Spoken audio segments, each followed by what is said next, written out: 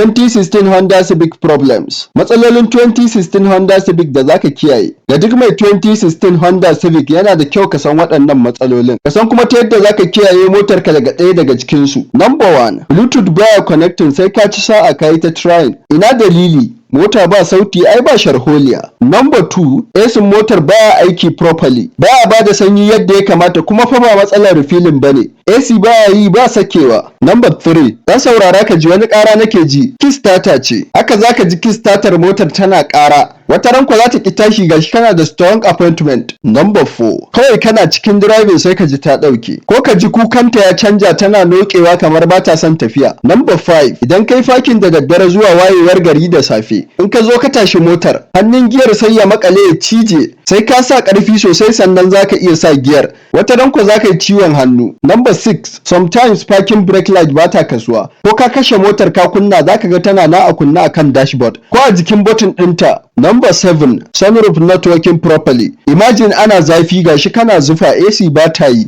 Sunroof ɗin da zaka ɗan sarara. Ka samu ventilation shi ma yaki buɗewa akwai matsala. Number 8, fentin motar yana koɗewa da wuri yake fedin. Sai ka ji ana alhaji wai motar nan shekarar ta nawa a hannunka kuma fa ba da omo ko kilin ake wanke ta ba fa kuma ba ruwan kawash. Number 9, tana da matsalar power steering. Ya rika cijewa kwana tana yi maka wahala. Tana jan ka gefe. Sometimes ka sa sabo ma kamar baka canja ba. Number 10, sensor wiper ba sa aiki analog ne. Sai dole ka kunna da hannunka. Hakan ma ana ruwan sama tana yi tana makalewa. Kai is too much da wanne zaka ji idan kana buƙatar ka san wasu matsalolin da suke tattare da motarka cikin hikima da kuma ta yadda zaka magance su cikin sauki. Yi mana magana a comment section din da yake ƙasa. Kar ka manta ka yi liking bidiyon nan, ka yi sharing ga waɗanda kake so su gani su ma su ƙaru. Sannan kuma ka yi subscribe Dabo Drive lafiyar motocinku.